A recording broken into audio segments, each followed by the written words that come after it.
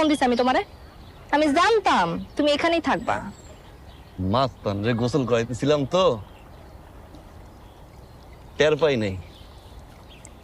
গোসল করানো নিয়ে তুমি এখন জেল আস না? আও মাস্তান লগে তোমার গোসল করাই, ঘাটটা ডইলে দিয়াও। তুমি এই গরুর খড়কুটা দিয়ে আমার ঘাট ডলবা? ফাইজলামি করো তুমি। আর তুমি আমার ফোন টের পাইবা কেন? হ্যাঁ, তোমার তো আমারে দরকার নাই, তোমার তো এই মাস্তান হইলেই হয়।